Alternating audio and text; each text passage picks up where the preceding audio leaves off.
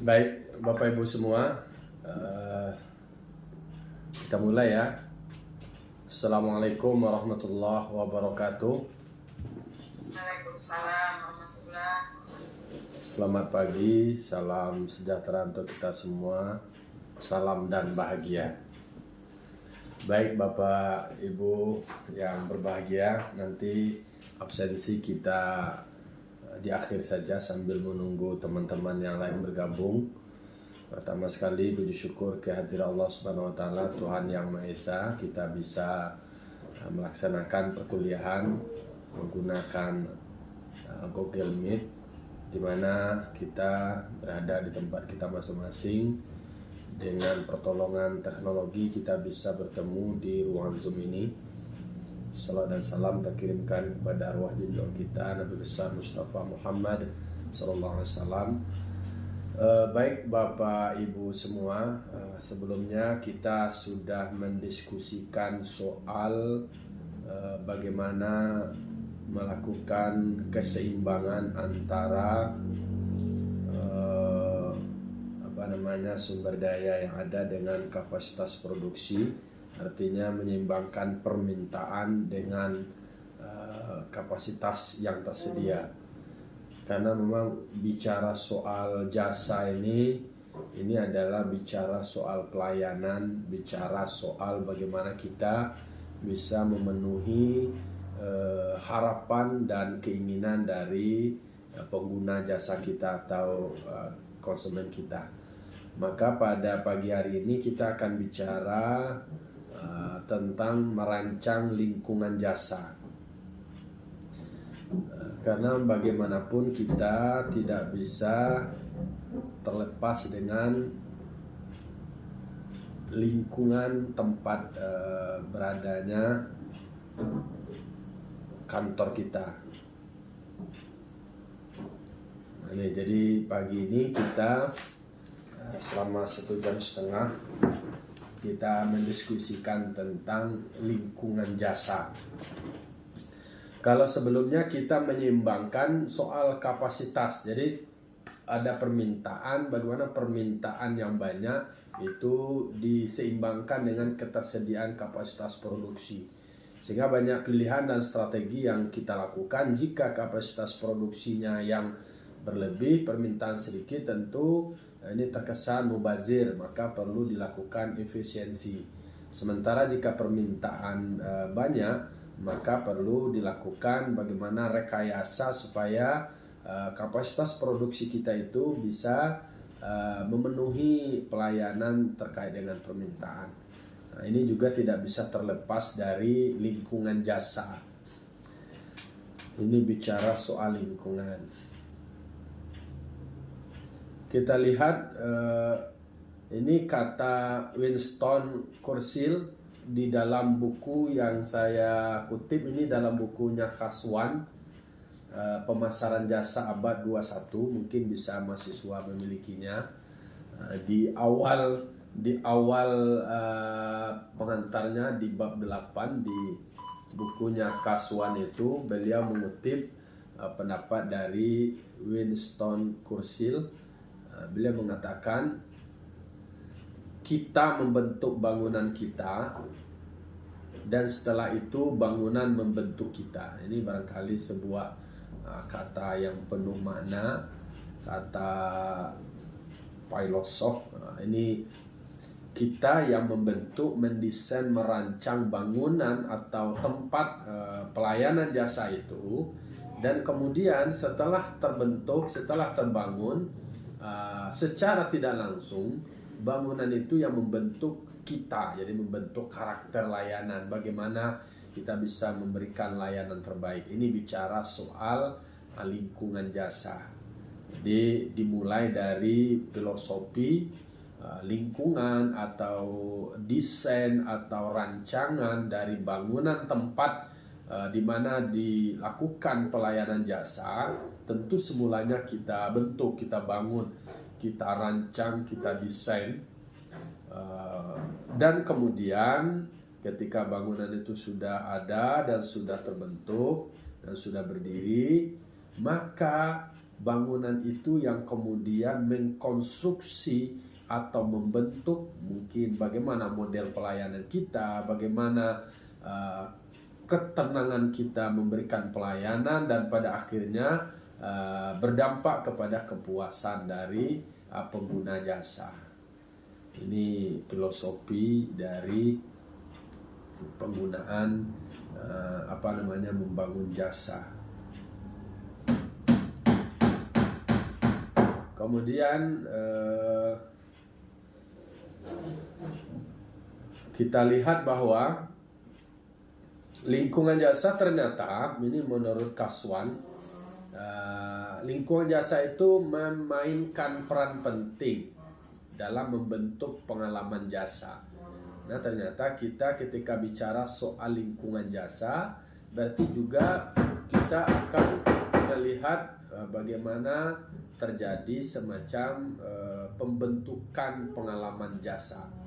Jadi ada pengalaman yang akan dirasakan oleh konsumen karena dibentuk pengalaman itu, apakah pengalamannya bahagia, apakah pengalamannya puas, apakah pengalamannya itu senang, itu adalah terbentuk dari lingkungan jasa. Maka mau tidak mau sebagai pelaku usaha atau katakanlah sebagai pemberi layanan jasa, kita harus menciptakan atau merancang atau mendesain lingkungan jasa sebaik mungkin.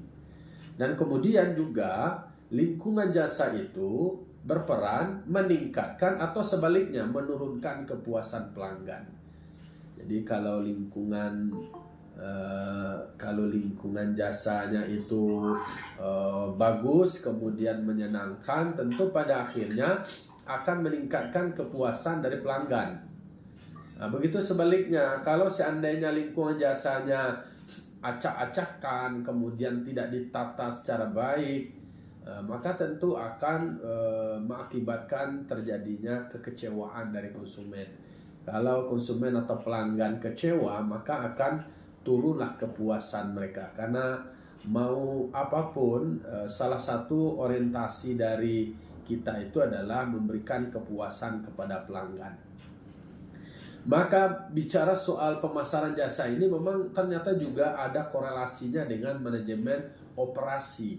Jadi kalau di dalam manajemen operasi itu ketika kita mendirikan sebuah perusahaan atau gudang atau kantor atau tempat layanan, maka di situ juga ada tata letak, ada layoutnya. Begitu juga ketika kita bicara soal manajemen retail, ternyata di dalam manajemen retail itu juga membutuhkan bagaimana bentuk layanan itu sendiri, mungkin interiornya, kemudian warnanya dan segala macamnya. Nah, maka di dalam manajemen pemasaran jasa, karena memang kita memberikan pelayanan kepada pelanggan, maka tentu yang kita harapkan adalah pelanggan itu puas terhadap layanan kita. Maka di sini kita awali dengan sebuah pernyataan bahwa lingkungan jasa itu memberikan memainkan peran atau berkontribusi dalam membentuk pengalaman jasa. Jadi dari pengalaman itu orang akan bercerita nantinya. Jadi diberikan layanan terbaik. Mungkin kalau istilah moto orang rumah makan orang Padang, jika Anda puas dengan layanan kami, sampaikan kepada saudaranya yang lain atau sampaikan kepada orang lain. Kalau Anda tidak puas dengan layanan kami, tolong sampaikan kepada kami agar kami bisa memperbaiki. Ini kan adalah semacam filosofi atau sebuah makna yang mendalam, arti pentingnya kita memberikan kepuasan kepada pelanggan. Salah satunya itu adalah lingkungan jasa. Oke, itu poin yang pertama yang mesti harus kita kunci, karena dimanapun kita bekerja, mungkin seperti Pak Dedi yang mungkin di rumah sakit, tentu harus ada semacam penciptaan lingkungan jasa yang menyenangkan. Ada lingkungan rumah sakit yang memuaskan, membuat pasiennya itu merasa suasananya itu adalah menciptakan suasana menjadi sehat. Tapi kalau seandainya rumah sakit, iya namanya rumah sakit, tapi orientasinya adalah untuk sehat. Tapi kalau menakutkan, kemudian menambah stres, ini barangkali ini juga tantangan ini Pak Dedi, karena memang saya juga merasakan bagaimana pengalaman orang tua saya. Di samping kanannya ada orang yang begini begitu, pada akhirnya ada semacam ketakutan, ada trauma dan lain sebagainya. Maka bagaimana kita rekayasa situasinya, suasananya, lingkungan tempat layanan jasa itu menjadi sesuatu yang menyenangkan, yang membuat orang puas, ada semacam motivasi untuk bangkit dan untuk sehat. Ini memang ketika kita bicara soal pemasaran jasa, ternyata kita juga tidak terlepas dari kontribusi ilmu psikologi. Nah, makanya lingkungan jasa itu memainkan peran dalam membentuk pengalaman. Jadi kalau seandainya pengalamannya di suatu tempat, katakanlah di rumah sakit itu, justru bertambah sakit dia, bertambah stres dia atau gimana, tentu ini akan menjadi pengalaman yang membuat mereka ke depannya agak malas, artinya berobat dan segala macam. Itu contoh kasus, nanti kita diskusikan. Dan pada akhirnya tentu akan menurunkan kepuasan pelanggan. Begitu juga di bank contohnya, bagaimana lingkungan jasanya itu, apakah ada disediakan kursi tempat mereka duduk sambil antrian, apakah memang ditata lingkungannya, masuknya seperti apa, dan pada akhirnya tentu dia akan bercerita merasakan pengalamannya itu di situ puas dan kemudian senang.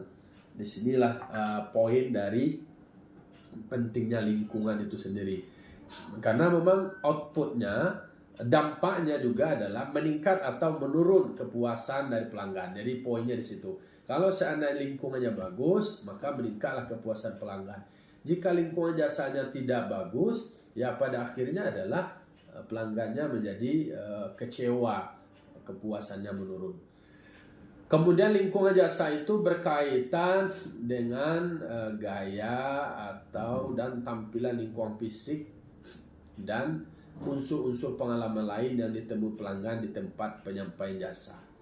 Jadi kita ini adalah melayani jasa, tetapi ternyata kita juga tidak terlepas dari fasilitas yang mendukung pelayan jasa itu adalah lingkungan, dalam bentuk gayanya, tampilan lingkungannya, tampilan fisiknya, seperti apa bangunannya, interiornya, kemudian tata letaknya, masuk juga warnanya, kemudian kalau ada suara apalah namanya, kemudian ada tampilan-tampilan pesan-pesan dan segala macamnya, dan termasuk juga unsur-unsur pengalaman lain yang ditemui pelanggan di tempat penyampaian jasa.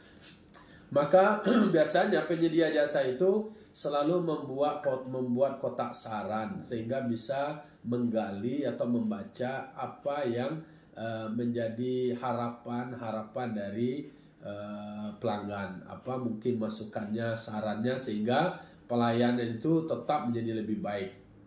Apa contohnya, we make your event excellent, kami membuat bagaimana kegiatanmu menjadi lebih bergengsi, menjadi excellent. Itu contoh adalah bentuk moto-moto pelayanan. Atau di tempat saya membuat moto layanan itu adalah melayani dengan cepat dan tepat. Jadi ini adalah semangatnya, berdasarkan masukan-masukan, bagaimana aspirasi pemikiran dan juga referensi-referensi lain atau pengalaman-pengalaman yang ditemui pelanggan melalui riset dan penelitian. Disitulah kemudian kita mendesain atau merancang bagaimana lingkungan jasa itu dibuat menjadi lebih nyaman. Kalau kayak Bu Irinda contohnya di pelayannya di kantor, di dinasnya, itu kan juga perlu di bagian front office-nya. Jadi bagian pelayanan di depan itu perlu didesain kemudian di mana kursi tamunya, kemudian warna catnya dan segala macamnya, itu juga adalah bahagian dari penciptaan lingkungan jasa yang tampilannya menjadi tampilan yang menarik. Biasanya lingkungan fisik unit jasa disebut dengan service scape. Ada service scape. Ini contoh model dari bagaimana kita merancang lingkungan jasa. Kemudian kita bicara tentang lingkungan jasa atau service scape itu karena dalam perusahaan jasa menciptakan pengalaman yang berkesan bagi konsumen yang datang adalah suatu tantangan tersendiri. Jadi kalau kita yang bergerak di sektor jasa, karena memang kan kita sudah sepakat bahwa jasa itu adalah aktivitas atau kegiatan yang kita sodorkan kepada penggunanya, kemudian ada semacam pelayanan dari kita kepada pelanggan atau pengguna itu, diharapkan ada semacam kepuasan. Jadi ada semacam konsumen merasakan bagaimana kesan. Jadi diciptakanlah pengalaman yang berkesan bagi konsumen yang datang. Tetapi memang itu tidak mudah menciptakan orang puas, orang itu berkesan terhadap layanan kita. Kadang-kadang kita menganggap kita sudah baik, pelayanan kita sudah maksimal, tetapi kesannya bagi konsumen kadang-kadang belum. Maka tentu ini adalah tantangan tersendiri. Bagaimana orientasi kita tidak hanya berorientasi kepada kitanya. Jangan berorientasi kepada kitanya. Pokoknya saya udah membuat yang terbaik. Anda mau setuju atau tidak setuju terserah, bukan begitu. Karena memang orientasi kita di era sekarang ini memang berorientasi kepada konsumen atau kepada pelanggan. Apa yang menjadi harapan, apa yang menjadi keinginan dari konsumen, itulah yang kita ciptakan supaya kesannya menjadi positif, kesannya menjadi puas, atau kesannya menjadi baik. Jadi Pak Diki, memang tidak bisa kita paksakan menurut kita, tetapi apa yang diinginkan oleh konsumen kita, apa yang diinginkan oleh pelanggan kita. Bagaimana kemudian kita melakukan evaluasi, mungkin bisa saja suatu waktu pengguna atau konsumen kita interview atau kita sebarkan kuesioner, bagaimana pelayanan. Biasanya mungkin kayak Bu Irinda, mungkin ada pelatihan-pelatihan, ada pelatihan di kantornya. Biasanya ketika ada pelatihan itu ada semacam tanggapan, ada respon dari pesertanya, bahkan diberikan kuesioner. Itu diisi supaya bisa diketahui bagaimana pematerinya, bagaimana tempatnya, kemudian bagaimana pelayanannya. Itu adalah untuk menangkap kesan dari peserta atau dari pengguna jasa itu, sehingga diharapkan memang ada semacam kesan yang positif. Ini tantangannya. Jadi tantangan kita adalah bagaimana menciptakan konsumen kita itu bisa puas, bisa senang, dan bisa berkesan dengan apa yang kita sajikan. Salah satu aspek yang menjadi pertimbangan konsumen dalam membeli produk jasa yang kebanyakan bersifat abstrak adalah lingkungan tempat penyampaian jasa tersebut, atau kita sebut dengan service scape. Jadi lingkungan jasa. Jadi ini bersifat abstrak. Kadang-kadang kepuasannya itu memang perlu kita lihat dari moodnya. Kalau kita di bandara, biasanya kalau di toilet itu ada semacam meter moodnya, ada pengukuran bagaimana perasaan atau kesan dari pengguna jasa toilet tersebut dengan lingkungan dan layanan dari cleaning service. Mungkin Pak Padli pernah sering mungkin ya, kalau mau ke luar daerah, ke bandara, kita ke toilet, pasti itu disediakan ada meter moodnya untuk mengukur bisa puas, sangat puas, biasa saja atau tidak puas. Itu adalah semacam alat ukur bagaimana pengguna jasa tersebut merasakan lingkungannya, apakah toiletnya itu kering atau basah, atau memang tidak bersih atau bagaimana, atau tidak ada petugas cleaning service yang mendampingi atau bagaimana. Jadi di sini letak menjadi poinnya, di mana lingkungan itu sebagai tempat penyampaian jasa yang akan dirasakan oleh konsumen atau pengguna. Maka ini menjadi aspek penting karena memang kita ini tidak hanya sekedar menjual produk bentuk barang, tapi menjual produk dalam bentuk jasa. Jadi jasa kita termasuk juga kalau kita ke dokter, ada ke klinik, bagaimana di kliniknya, tempatnya, lingkungannya, itu juga menjadi bahagian dari perhatian kita.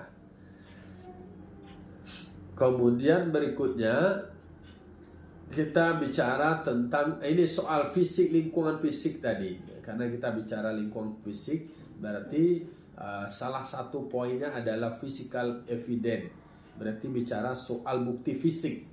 Jadi physical evidence itu atau yang bisa disebut dengan ini bukti fisiknya. Nah, di dalam layanan jasa ternyata salah satu P-nya, ini akan ada P di dalam marketing mix, itu banyak ada di samping people sebagai penduduknya, kemudian ada ini tambahan dari marketing mix yang 4.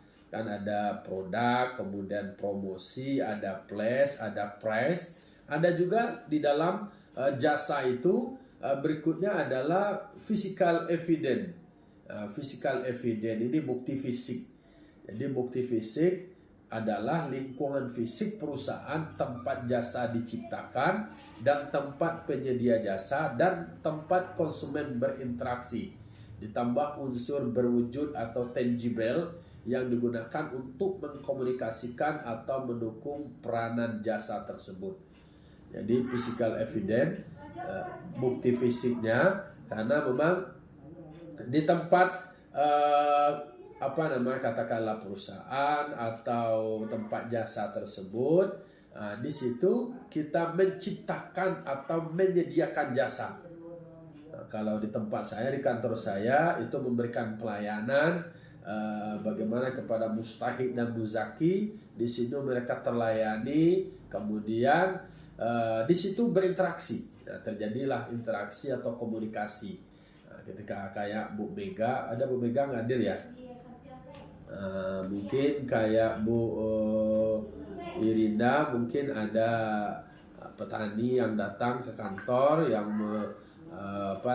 bertanya atau berinteraksi, sehingga di situ mereka mendapatkan jawaban atas pertanyaan-pertanyaan mereka.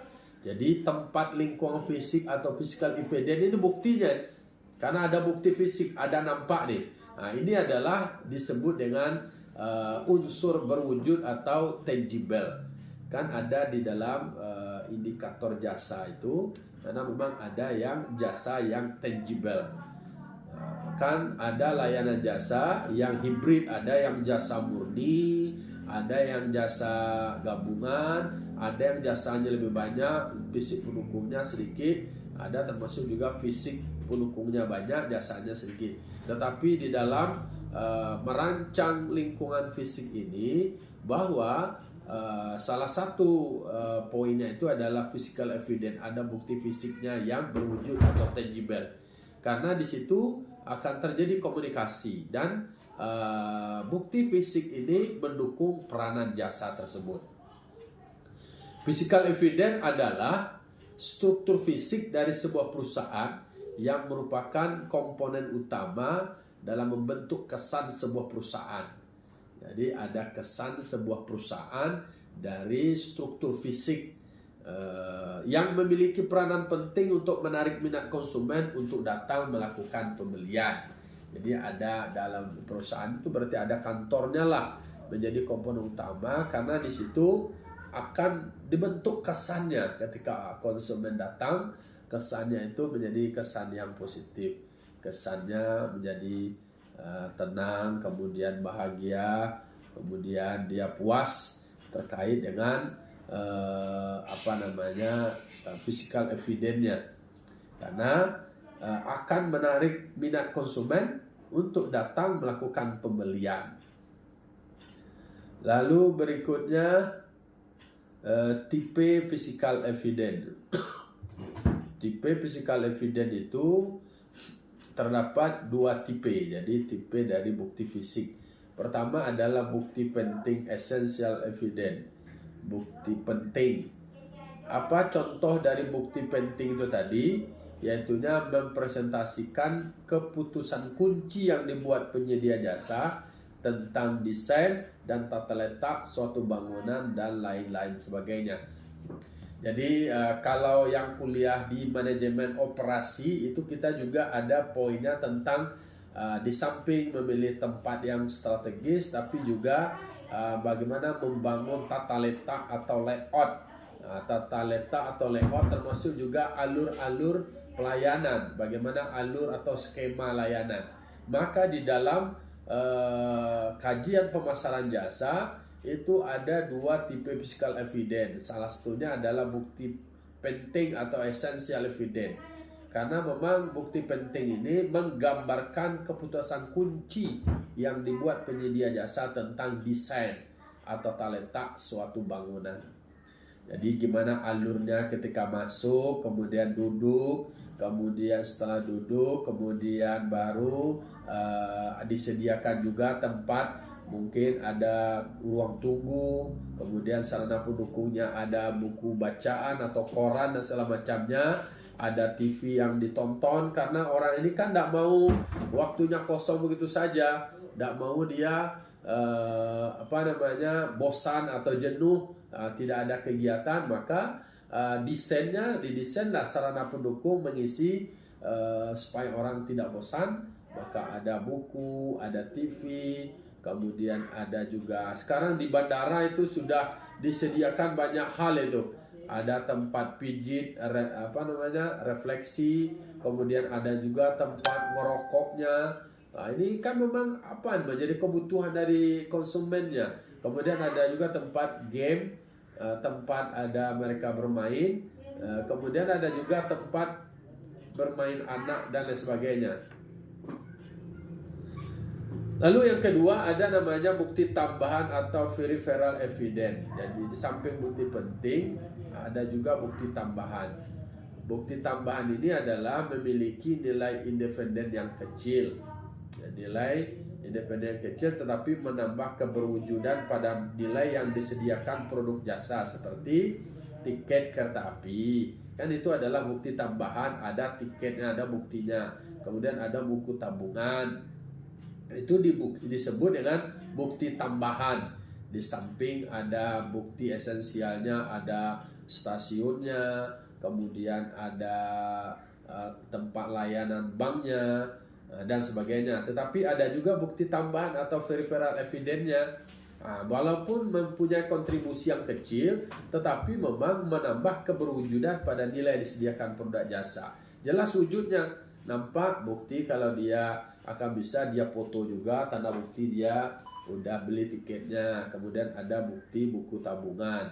Termasuk juga ada aroma roti di supermarket. Ini bahagian dari bukti tambahan. Jadi bukti barang buktinya terasa, ada aroma baunya. Kalau kita lagi pergi ke supermarket, aromanya itu luar biasa mengundang dan menarik selera konsumen. Maka konsumen impulsif, jadi kita juga ada konsep konsumen impulsif. Konsumen impulsif itu dia sebenarnya tidak punya niat untuk belanja, tetapi mungkin terpanggil dengan aroma bau yang yang baunya harum, aromanya menarik, ya pada akhirnya dia merasakan bahwa ada nilai tambah dari peripheral evidence ini sebagai bukti tambahannya. Kemudian berikutnya modal kita juga belajar tentang model respon konsumen terhadap lingkungan jasa. Ini beberapa model, sebenarnya ini beberapa hasil yang dirumuskan oleh peneliti sebelumnya, tetapi itu akan bisa kita temukan model respon konsumen itu tergantung kepada hasil riset kita, kemudian kita buat skemanya, modelnya, karena memang mau tidak mau kita ini berharap supaya ada semacam tanggapan atau respon atau feedback dari konsumen terhadap layanan kita. Ini yang ada di dalam slide-nya Emerson itu terkait dengan model respon.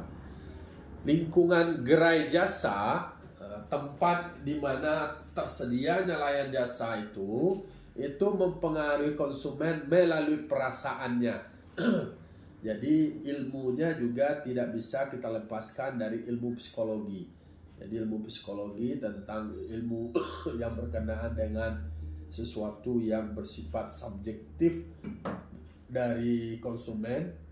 Maka beberapa temuan dan bisa disimpulkan bahwa ternyata lingkungan gerai jasa itu mempengaruhi konsumen melalui perasaannya. Jadi ada variabel perasaan. Jadi perasaan menjadi salah satu poin yang ikut berkontribusi mempengaruhi konsumen. Ketika perasaannya puas, berarti konsumennya menjadi puas terhadap lingkungan gerai jasa. Lalu perasaan adalah penggerak utama seseorang pelanggan dalam responnya terhadap lingkungan jasa. Maka disentuhlah oleh penyedia jasa itu adalah respon konsumen atau perasaan konsumen itu. Bagaimana perasaannya bahagia, kemudian dia puas, dia senang, kemudian berarti pada akhirnya tentu akan terjadilah semacam kepuasan. Kalau puas berarti dia akan menjadi konsumen yang loyal dan pada akhirnya mereka juga akan kembali membeli dan tentu akan berdampak kepada profit perusahaan atau meningkat penjualan dari kalau jasa mungkin meningkat jumlah pengguna dari jasa tersebut. Ada 3 model respon konsumen terhadap lingkungan. Ini yang banyak ditulis. Sebenarnya banyak model respon itu akan tergantung kepada situasinya. Bisa saja kita cari referensi yang lain.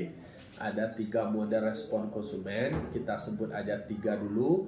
Pertama adalah model stimulus respon. Itu Mehrabian Russell.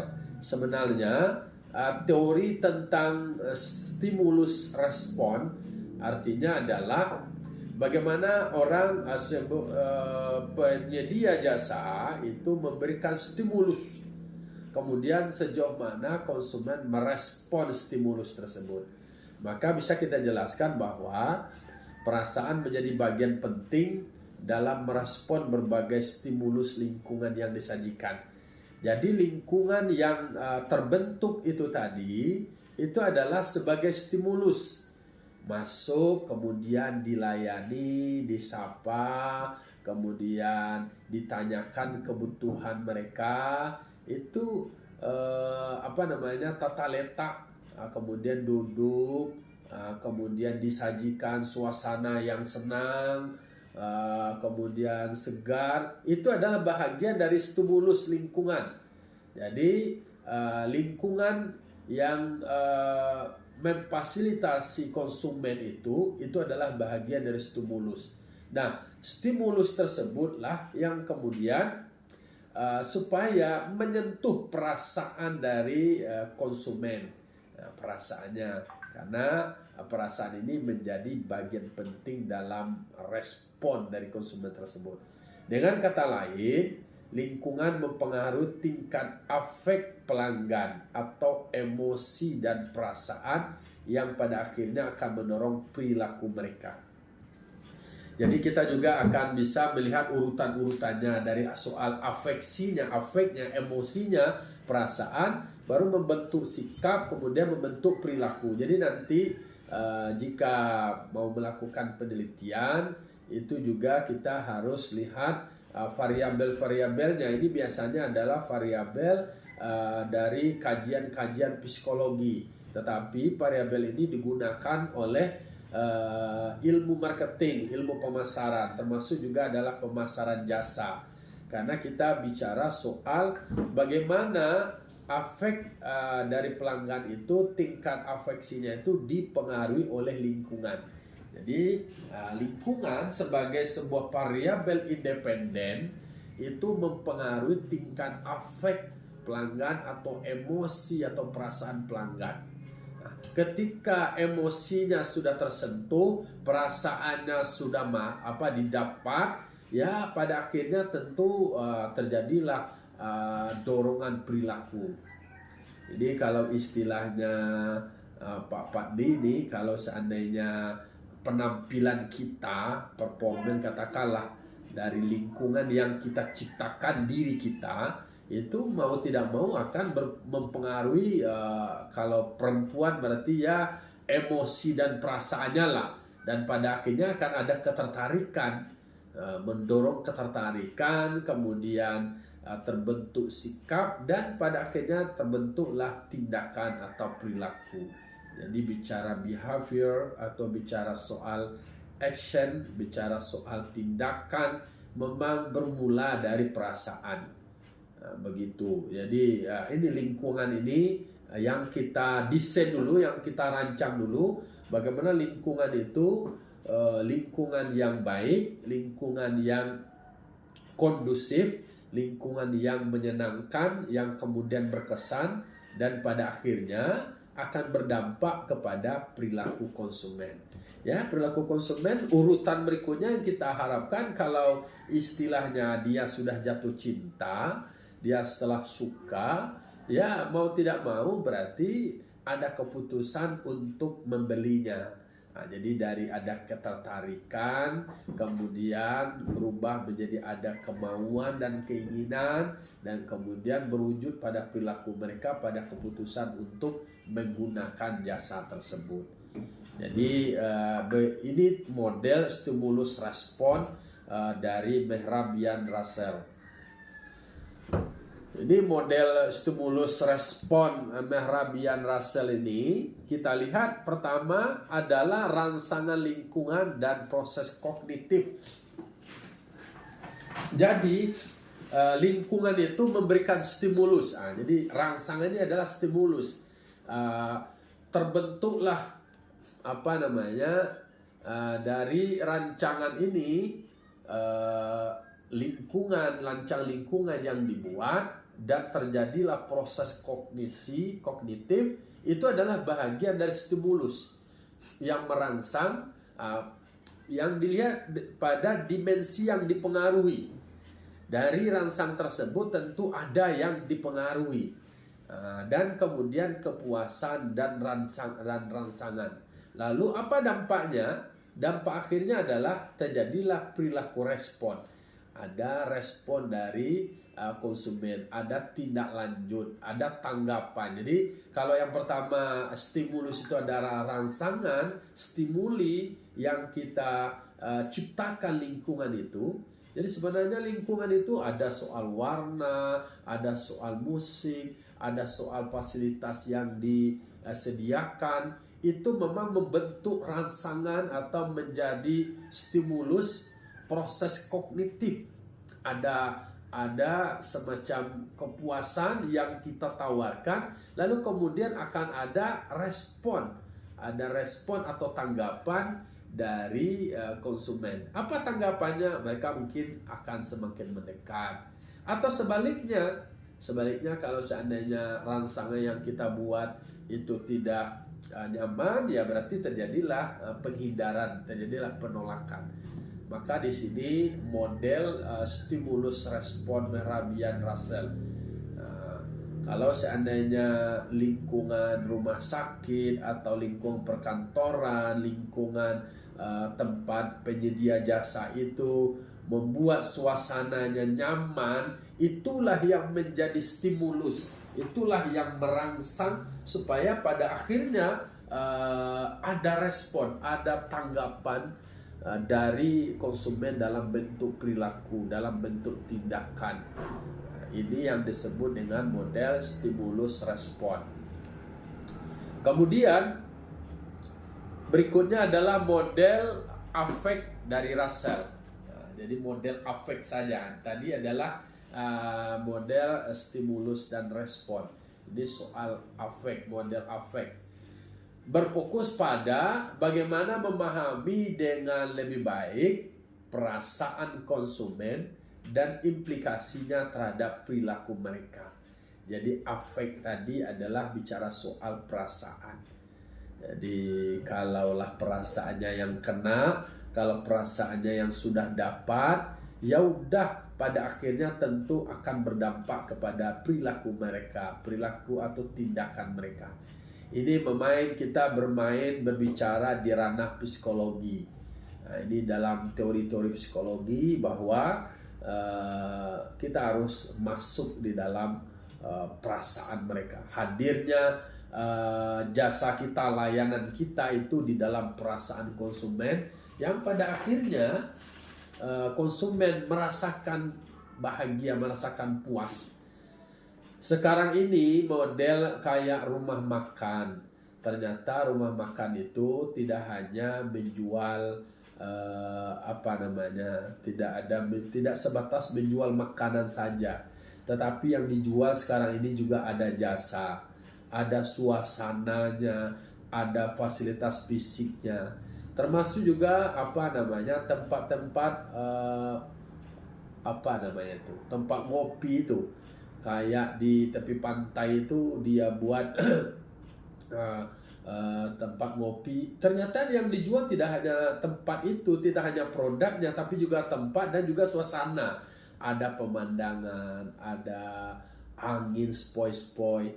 Saya melihat ada di Bungus itu. Nah, ini pemberitahuan ini 15 menit lagi. 15 menit lagi kita akan perpanjang lagi. Jadi seperti saya mungkin Pak Dedi ada mungkin belanja atau makan di tempat Pak Malin di Bungus itu. Ternyata tempatnya biasa saja. Banyak pengunjung di situ. Tetapi tempatnya itu ada di tepi sawah, suasananya anginnya itu menyentuh, ada semacam kepuasan di situ. Nah, maka ada keputusan jauh-jauh dia belanja ke sana. Itu adalah contoh betapa kita mainnya di perasaan. Kemudian teori ini menyatakan bahwa respon emosional konsumen terhadap lingkungan dibagi ke dalam 2 dimensi yang saling berinteraksi, yaitu adalah dimensi kepuasan dan rangsangan atau gairah. Kalau orang sudah terstimulus atau terangsang, berarti ada semacam kepuasan di situ, dan pada akhirnya ada keputusan untuk kembali mengulangi untuk menggunakan jasa tersebut.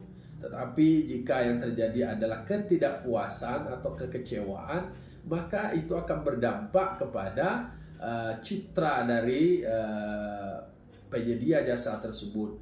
Konsumen itu akan, apalagi nanti ada ibu-ibu yang nyinyir, yang warawiri, yang kemudian ngomong begitu selama tempat itu tidak ada tuh, tidak bagus, itu akhirnya viral karena memang tidak terjadi semacam kepuasan. Jadi ini bicara soal respon emosional konsumen. Konsumennya menjadi emosional. Tapi kalau yang puas dia, respon emosionalnya itu wow, enak sekali, mantap, bagus pelayanannya gitu. Jadi terjadilah semacam stimulus atau rangsangan. Jadi makna rangsangan di sini adalah stimulus. Bersemangat dia, bergairah dia untuk menggunakan jasa. Ini bicara soal model afek. Kemudian kedua dimensi tersebut menentukan apakah orang-orang mendekati, menghabiskan uang dan waktu di suatu lingkungan layanan atau menghindarinya. Jadi kalau dia puas, pasti dia akan mendekat kepada lingkungan jasa tersebut. Dia akan menghabiskan uangnya, menghabiskan waktunya di situ. Dan ada lagi dia ngerumpi di situ sambil ngopi, dia ada sediakan wifi, kemudian apalagi uangnya butuh tambah lagi, belanja lagi, semua uang dan waktunya dihabiskan di tempat itu. Maka sebenarnya termasuk juga layanan jasa, tempat pariwisata. Bagaimana lingkungan jasa yang didesain itu senyaman mungkin, sehingga orang bahasanya adalah kami akan puaskan Anda, tetapi habiskan uang dan waktu Anda di sini.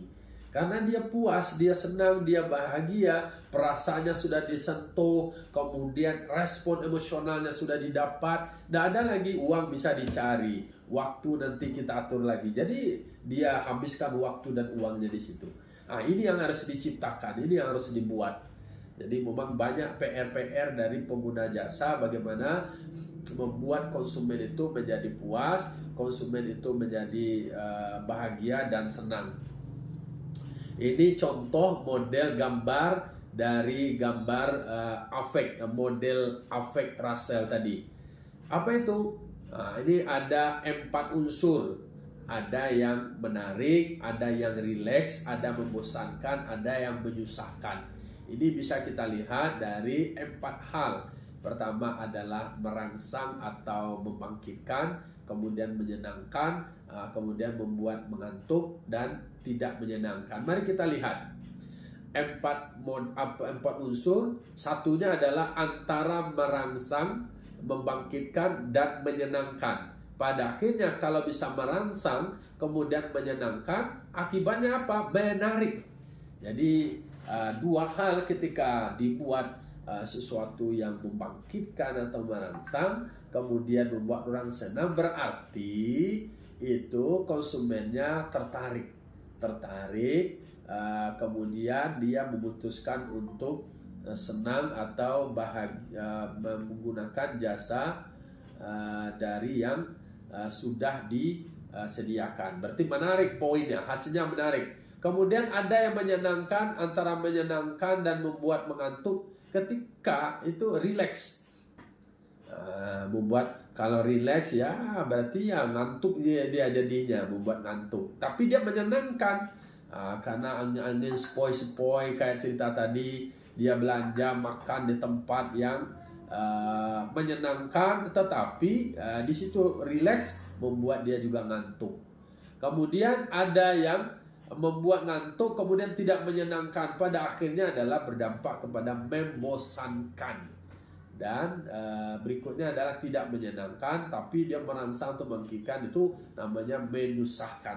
Ini memang mempelajari soal perilaku dari konsumen ini, dilihat dari gambar model affect dari Russell ini.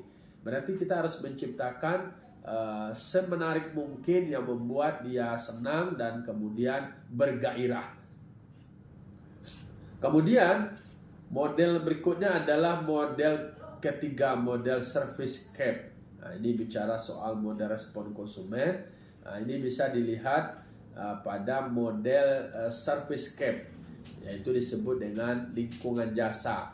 Model yang dikemukakan oleh Mary Jo Bittner menjelaskan bahwa lingkungan jasa tidak hanya mempengaruhi pelanggan sebagai objek jasa, tetapi juga sebagai karyawan atau sebagai pelaku atau subjek jasa. Jadi bicara soal service cap, lingkungan jasa itu tidak hanya bicara soal pelanggan sebagai objek jasa, tapi juga sebagai karyawan, sebagai pelaku subjek jasa. Jadi 2 hal, ada pelanggan dan ada karyawan. Karyawan sebagai subjek, pelaku yang menyediakan atau memfasilitasi penyediaan layanan tersebut, kemudian pelanggan sebagai pengguna atau pemanfaat dari jasa tersebut, maka disebut dengan objek jasa. Ini model service cap, karena menurut Mary Jo Bittner ini tidak parsial, tidak hanya pelanggan tapi juga karyawan. Model service cap menunjukkan bahwa terdapat penyeimbang antara respon pelanggan dan pegawai. Jadi ada keseimbangan antara respon pelanggan dan pegawai. Ini berarti lingkungan jasa yang sama dapat memberikan dampak berbeda terhadap berbagai karyawan, berbagai pelanggan. Mungkin lingkungannya sama, tapi pelanggan yang berbeda akan memberikan respon atau tanggapan atau dampak yang berbeda. Ini bergantung pada siapa pelanggan tersebut dan apa yang mereka sukai, sehingga cenderung bersifat subjektif. Nah, kadang-kadang berbeda budaya, berbeda daerah, berbeda latar belakang, kadang-kadang berbeda juga keinginan aspirasinya. Maka tentu sebagai penyedia jasa ini juga perlu kita ketahui, meskipun model layanan kita sama, tetapi memang akan mendapat respon atau tanggapan yang berbeda dari konsumen. Karena kita juga memahami perbedaan latar belakang konsumen itu memang berdampak kepada bagaimana perlakuan kita kepada konsumen tersebut. Kemudian berikutnya kita bicara soal modelnya, gambarnya. Mari kita lihat, tadi kan ada dua nih, ada karyawan dan ada pelanggan. Kita lihat modelnya. Dimensi lingkungan itu pertama kondisi lingkungan, kedua ruang dan fungsi, ketiga sinyal, simbol, artefak. Ini adalah dimensinya. Kita lihat servicescape yang dirasakan. Pertama, moderator tanggapan karyawan, kedua adalah moderator tanggapan pelanggan. Ini sebagai moderatornya dari dimensi servicescape atau dimensi lingkungan. Mungkin kita lihat respon dari karyawan. Responnya tetap tiga, ada respon kognitif, emosional, psikologis. Kita lihat respon pelanggan juga sama, ada respon kognitif, emosional, dan psikologis. Tetapi dari aspek perilaku, ada perilaku menghindar, ada perilaku mendekat. Begitu juga respon pelanggan, yaitu mendekat dan menghindar. Maka idealnya memang ada interaksi antara karyawan dan pelanggan, supaya memang ada semacam kepuasan dari pelanggan terhadap layanan yang disediakan oleh karyawan. Ini model servicescape, karena memang karyawan sebagai subjek, sebagai pelaku jasa, ini perlu juga diperhatikan, dan juga pengguna atau pelanggan sebagai pengguna atau objek dari layanan jasa. Ini model dari model servicescape. Kemudian dilihat dari dimensi lingkungan tadi, dimensi lingkungan jasa, efek dari lingkungan, kondisi lingkungan. Lingkungan adalah segala hal yang dapat mempengaruhi panca indera, apa yang dia lihat, apa yang dia dengar, apa yang dia rasakan. Lalu bagaimana membuat suatu lingkungan yang dapat mempengaruhi perasaan atau emosi, persepsi, sikap dan perilaku konsumen, sehingga mereka merasa nyaman saat berada di gerai atau lokasi perusahaan. Jadi memang ada 4 hal tadi. Bicara pertama adalah emosinya, perasaannya, kemudian persepsinya, kemudian sikapnya, kemudian perilaku konsumen. Jadi 4 variabel ini bisa dilakukan sebagai variabel penelitian ketika kita melihat lingkungan jasa mempengaruhi emosi. Kalau seandainya nyaman, tenang, emosinya menjadi bahagia, persepsinya menjadi positif, sikap menjadi proaktif, dan perilakunya adalah akan menggunakan kembali layanan tersebut. Berikutnya adalah unsur yang membentuk suatu kondisi lingkungan untuk menarik konsumen, antara lain suara, aroma, warna. Ini penting. Jadi ternyata pemasaran jasa itu ketika memberikan layanan kepada konsumen, ada suara musik, ada suara suara alam. Kalau di Bali itu memang, atau di Jawa itu memang di tempat rumah makan mereka, usaha mereka, ada suara-suara, ada suara-suara air, ada suara musik, ada suara alam, dan juga ada aromanya, ada aroma yang membuat ketertarikan dari konsumen, ada warna. Jadi memang penelitian tentang warna saja itu ada. Jadi konsumen dengan warna lingkungan tempat usaha tersebut. Kemudian tata letak dan fungsionalitas. Ini kayaknya hampir habis lagi, kita akan sambung lagi nanti. Tata letak dan fungsionalitas. Tata letak menyangkut pengaturan segala benda. Nah, di mana letaknya itu harus diatur. Jadi ada dimensi lingkungan itu, di samping kondisi lingkungannya, tapi juga ada tata letak dan fungsionalitas. Apa fungsinya? Ada benda, ada lantai, pintu, bentuk furniture, dan mesin atau peralatan lain. Itu disusun, ditata dengan baik. Supaya jangan alurnya nanti kalau di dalam manajemen operasi, alurnya itu juga harus sistematis. Karena bicara soal efisiensi, bagaimana satu karyawan bisa mendistribusikan informasi kepada karyawan lainnya lebih terdistribusi secara efisien. Maka untuk supaya fungsinya jelas, maka diaturlah tata letaknya. Fungsionalitas mengacu pada kemampuan mesin dan peralatan untuk melakukan proses jasa. Jadi apa fungsi dari benda-benda yang disediakan, yang disiapkan, yang dibuat, mesinnya atau peralatannya tentu jelas ada fungsinya yang berkontribusi kepada melakukan proses jasa. Kemudian ada ruang dan fungsionalitas yang menciptakan service cap. Ada ruang dan fungsionalitas yang menciptakan service cap, visual dan fungsional sehingga distribusi dan konsumsi layanan bisa terjadi. Jadi ada ruangnya, ada tempatnya, kemudian berfungsi menciptakan lingkungan jasa, termasuk juga visualnya dan fungsionalnya. Jadi berkontribusi sehingga distribusi dan konsumsi layanan bisa terjadi dengan baik. Ini kemudian yang ketiganya adalah sinyal-sinyal dan simbol-simbol. Sinyal dan simbol merepresentasikan citra perusahaan. Nah ini kita sebagai pengguna jasa ini, citra ini penting bagi kita. Citra perusahaan kita yang kita bangun. Perusahaan harus mengarahkan konsumen dalam proses layan jasanya dengan cara yang sangat halus, melalui cara intuitif, melalui sinyal dan simbol yang ada pada lokasi penyampaian jasa.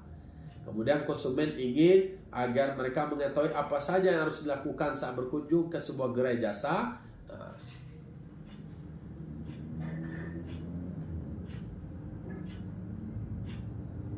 Oke.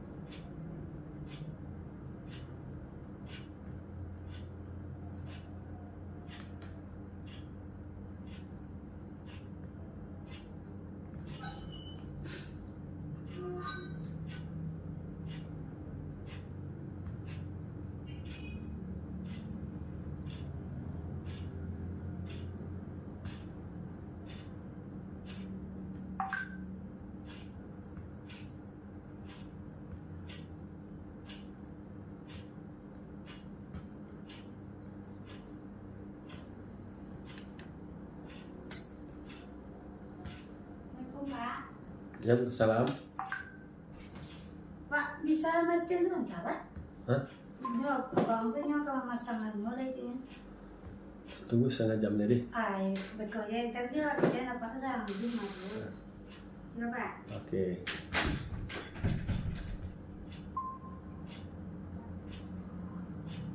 Oke, ada gangguan normal lah ya, gangguan biasa.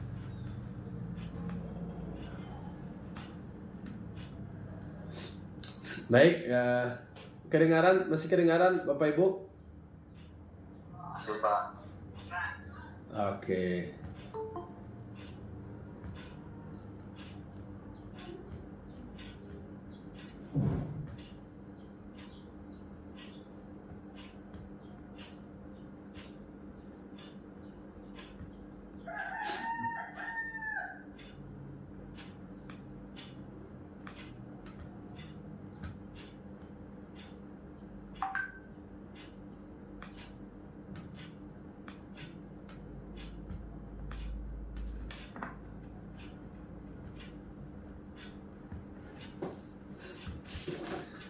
Oke, baik, kita lanjutkan.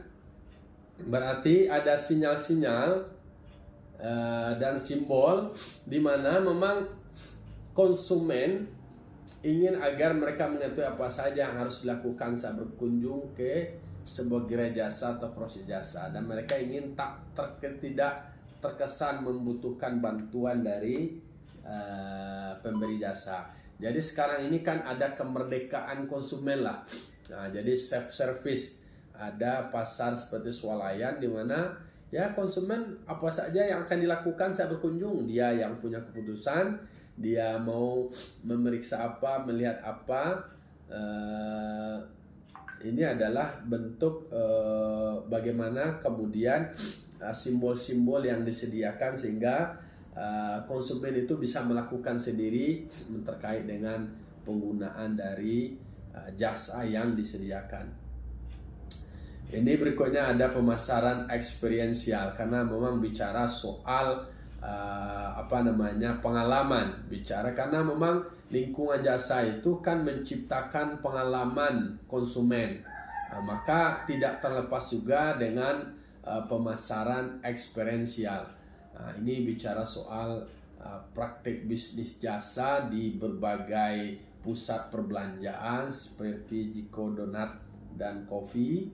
Itu memperlihatkan bahwa mereka benar-benar mengeksploitasi lingkungan jasanya untuk dapat menarik dan memuaskan pelanggan melalui tampilan jenis donatnya, karyawan yang cekatan, kemudian jasa membuat donatnya, serta bau harumnya. Ini contoh bagaimana mengeksploitasi lingkungan jasa. Ini menunjukkan telah terjadi pergeseran dari pemasaran tradisional kepada pemasaran eksperiensial. Menurut Bert Smith, pemasaran eksperiensial didefinisikan sebagai suatu kemampuan pemberi produk jasa dalam menawarkan pengalaman emosi hingga menyentuh hati dan perasaan konsumen. Jadi ini adalah sebuah skill atau sebuah keahlian atau sebuah kemampuan dari pemberi produk jasa menawarkan pengalaman emosi hingga menyentuh hati dan perasaan konsumen. Jadi supaya hati konsumen harus didapat, kemudian terbangunlah semacam pengalaman emosi yang baik, dan kemudian itu menyentuh hati konsumen. Ini memang sangat subjektif, bicara soal pengalaman eksperiensial. Pemasaran eksperiensial ini ada beda dengan tradisional.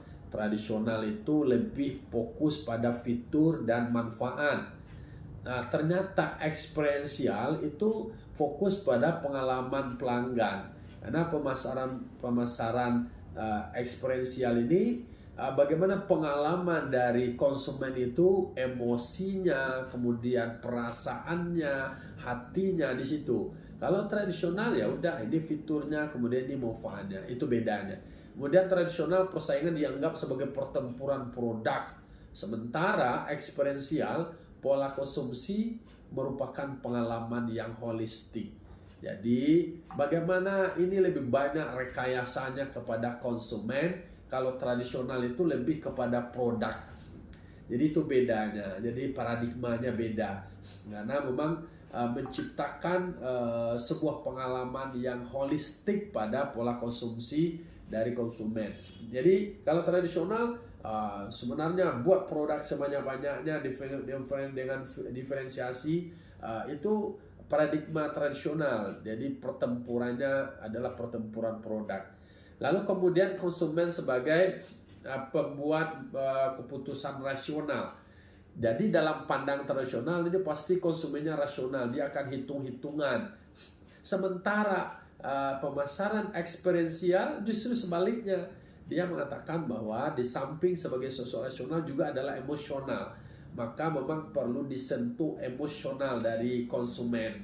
Ini yang membangun kesan pengalaman, perasaan, hatinya, kemudian emosinya. Kemudian metode dan perangkat analitis kuantitatif lisan, itu tradisional. Sementara eksperiensial metode berdasarkan pada pemilihan.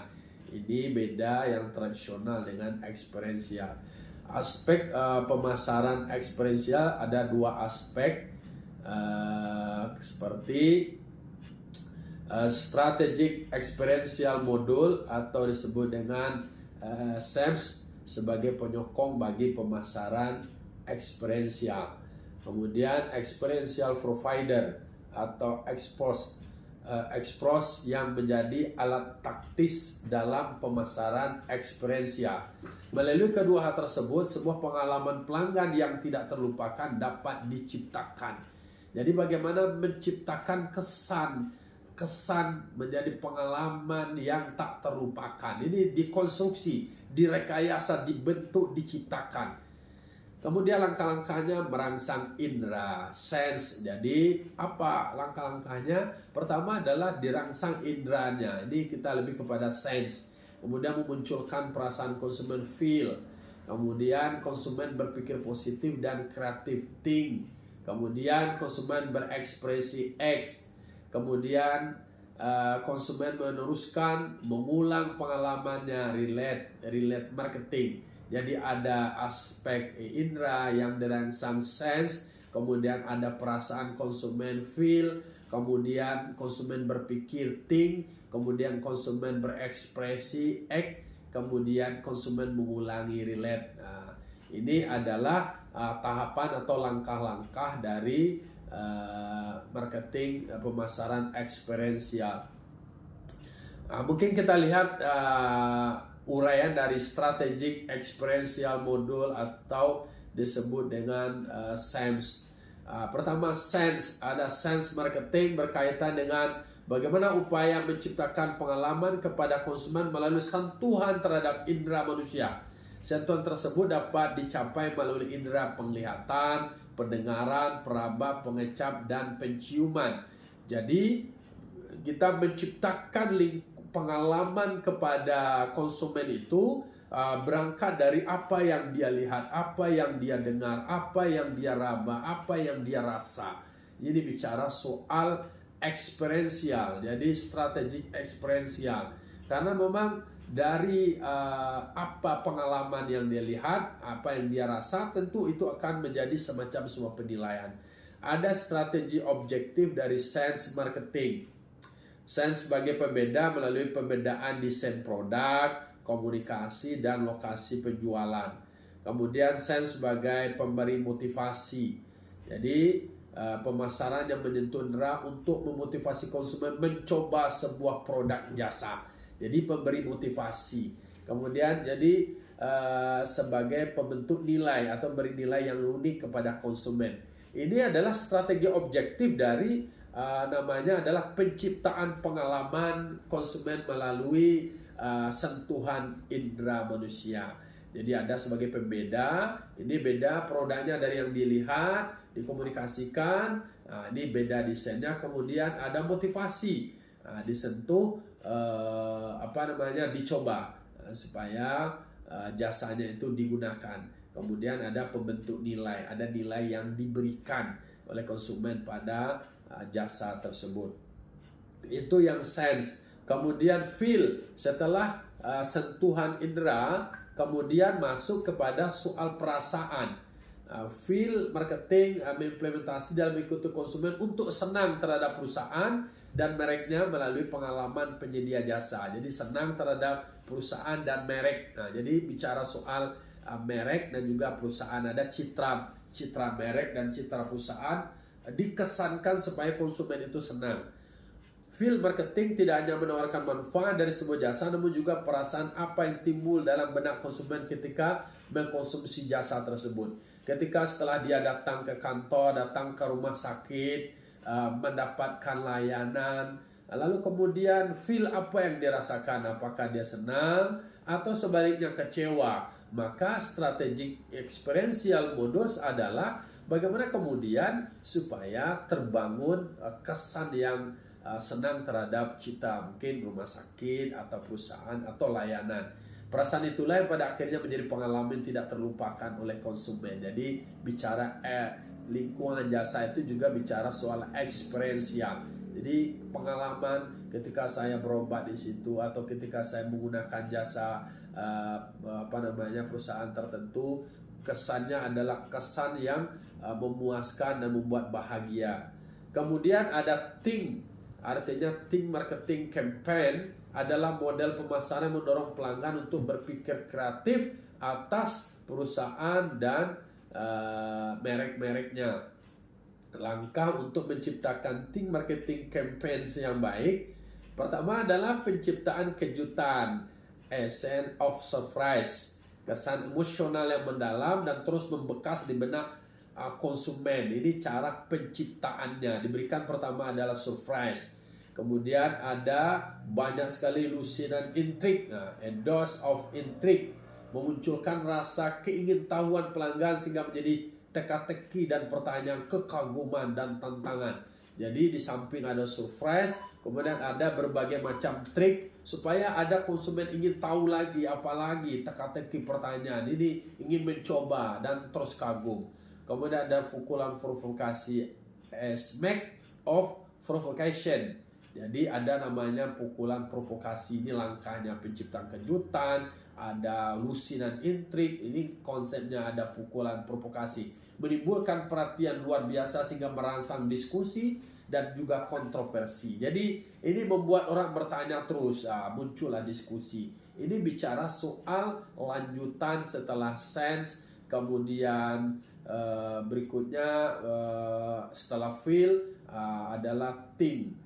Lalu kemudian bicara di tahapan berikutnya adalah act, yaitunya strategi act marketing dilaksanakan untuk menciptakan pengalaman pelanggan yang dihubungkan pada perilaku individu, perilaku sosial dan gaya hidup seperti pengalaman yang timbul melalui interaksi sosial seperti mencari dan mengkomunikasikan produk sesuai dengan tren saat ini. Ada contohnya dia aktualisasikan pengalaman dihubungkan perilakunya, perilaku sosial, kebutuhan akan diet, makanan dan minuman berserat, alat atau konsultan pelangsing tubuh. Ini adalah berubah kepada perilaku. Kemudian relate adalah pengembangan perasaan dirasakan oleh individu berupa pengalaman dikaitkan dengan fitur idaman individu tersebut. Sebuah produk jasa harus memiliki keterkaitan dengan unsur sosial seperti kebiasaan, perilaku, kultur, dan gaya hidup.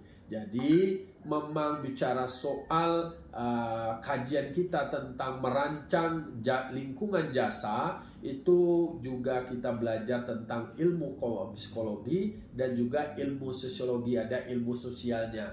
Karena bicara soal perasaan, persoalan sentuhan emosional, dan bicara soal perilaku. Tetapi untuk pengembangan perasaan individu ada juga pengalaman dengan individu yang lain. Maka juga perlu kajian unsur sosialnya. Saya kira itu poin diskusi kita terkait dengan materi kita. Kita lanjutkan dengan diskusi mungkin dari kasus-kasus, bisa saja nanti di kasus tempat kantor, mungkin di tempat Bapak Ibu semua, kaitan dengan teori-teori ini mungkin bisa kita diskusikan. Silakan Bapak Ibu. Ini Pak Dedi, kemudian Pak Padli, Pak Ihsan Prima, Pak Ilmi Riwahika, ini belum kelihatan wajahnya. Kemudian Pak Diki, Bu Irinda Yulsi, Pak Dedi, silahkan mungkin di tempat lingkungan kerja atau di hasil amatan Bapak Ibu terkait dengan lingkungan jasa, apakah memang berpengaruh, berdampak atau bagaimana, silahkan.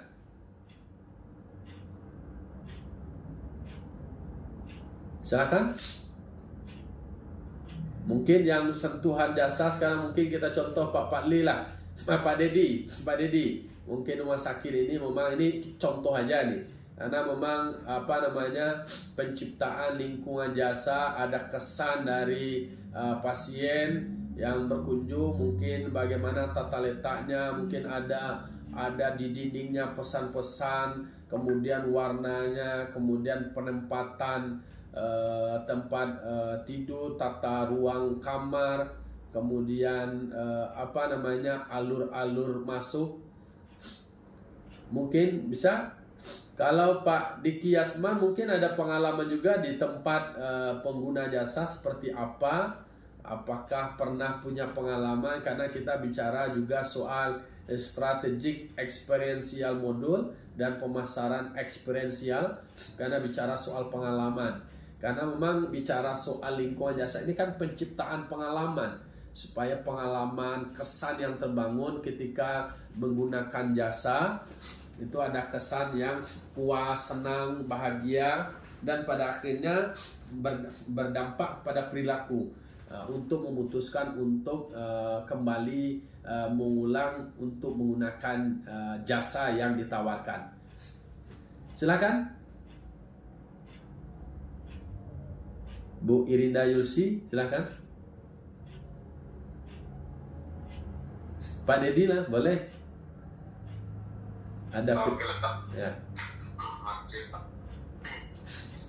Untuk di bulan jasa yang ada di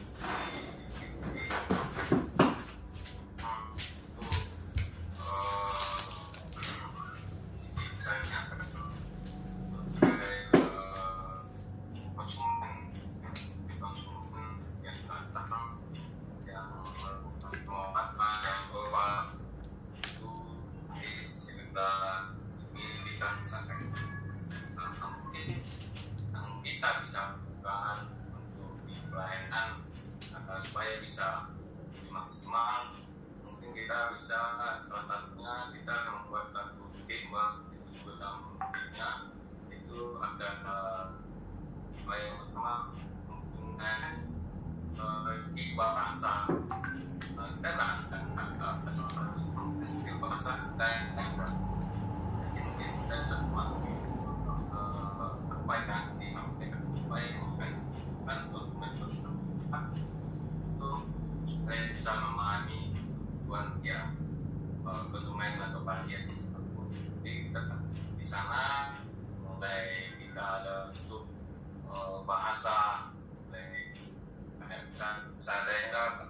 Jadi misalnya kita ada tim itu ada bahasa yang bisa bahasa dengan Java, bahasa Batak.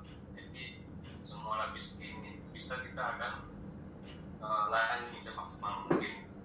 Karena budaya kita ini kan tidak semuanya yang bisa dengan bahasa Indonesia yang fasih, Pak.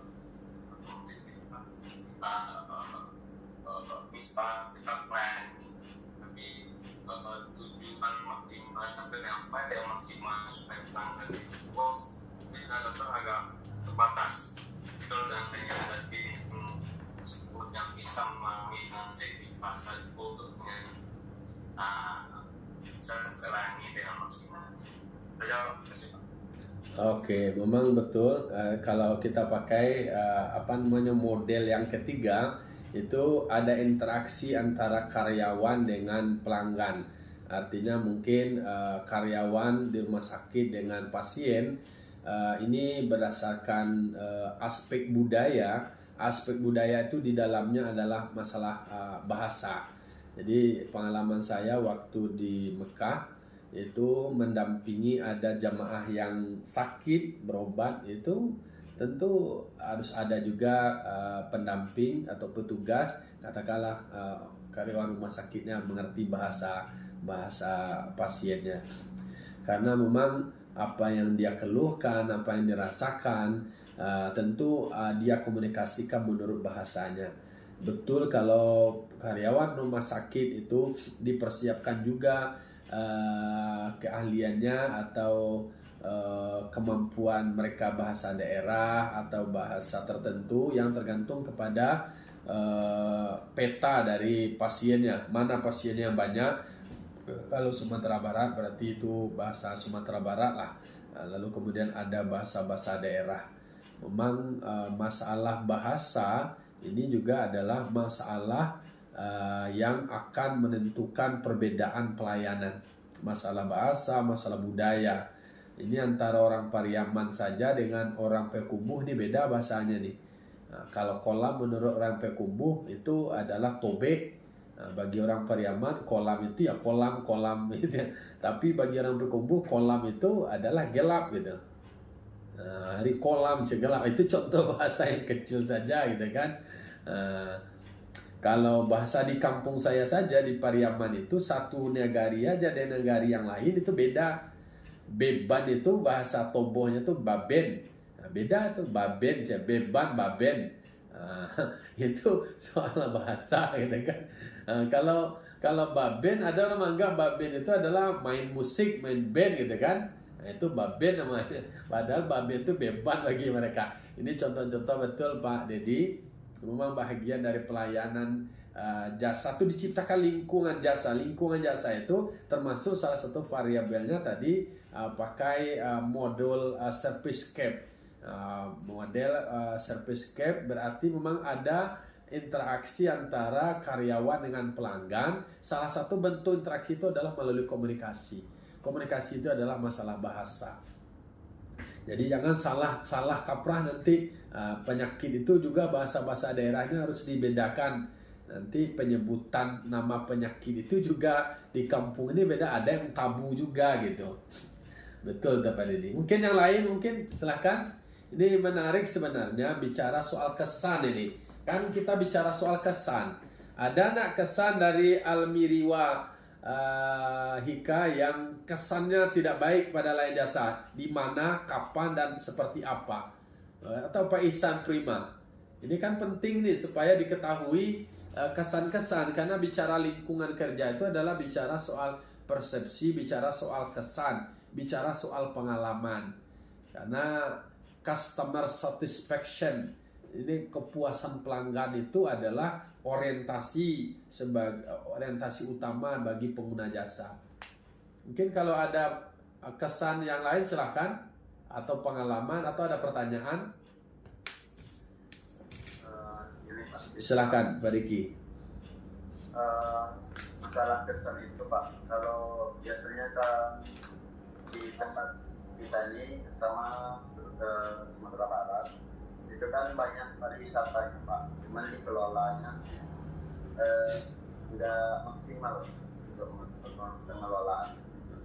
Namun setiap kita pergi itu ke tempat pariwisata, kadang-kadang itu pelayanannya kurang sekali, seperti karcis gitu kan, tiket masuk ataupun tempat parkir ya, ataupun peringatan misalnya, itu sangat minim sekali. Contohnya itu kayak tempat parkir lah Pak, yang sebelumnya saat kita sampai itu kosong. Tiba-tiba pas kita keluar itu datang saja orang parkirnya, tapi itu Pak ibaratnya. Jadi kan datang kan kita kan jadinya nggak nyaman atau bagaimana gitu Pak. Gitu aja. Oke, memang inilah problem bersama kita, masalah lingkungan ini. Ini termasuk juga lingkungan. Lingkungan itu juga berarti fasilitas fisiknya itu, mungkin tempat parkir, kemudian termasuk pendukungnya itu adalah petugas yang bekerja. Ini soal komitmen. Ternyata memang ketika dilakukan riset, kenapa di Bali itu pola pelayanan terhadap wisatawan itu lebih baik, lebih ramah dibandingkan dengan, mohon kita contohkan perbandingan dengan kita. Padahal kan udah sering itu anggota dewan, kemudian pemerintah kita dia studi banding ke Bali. Poinnya ternyata bicara soal budaya itu tadi. Budaya, karena ketika ditanya orang Bali itu, dia merasakan bahwa dia hidupnya itu adalah dari kunjungan wisatawan. Maka dia mengatakan wisatawan itu bagi mereka adalah pemberi kehidupan. Dia katakan wisatawan itu adalah tamu yang harus dihormati, dilayani dengan baik. Ada tamu berarti kita hidup. Tidak ada tamu ya kita tidak dapat apa-apa. maka ada semacam komitmen yang terbentuk. Itu tadi konstruksi.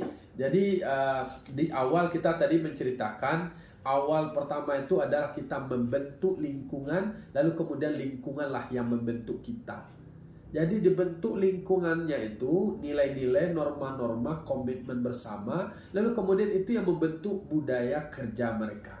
Mereka melayani, kemudian tempat parkirnya diatur dengan baik dan tidak ada keinginan mengecewakan, sehingga kalaupun ada kesalahan dia minta maaf. Begitu model pelayanan.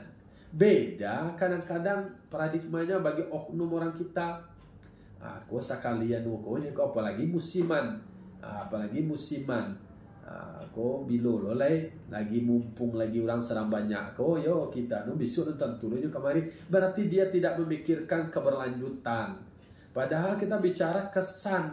Kalau orang puas, orang besok datang lagi, orang kembali lagi ke sana. Bagi kita, dia tidak tahu bahwa akibat dari kekecewaan itu, orang mungkin akan bicara kepada yang lain, berdampak juga kepada yang lain.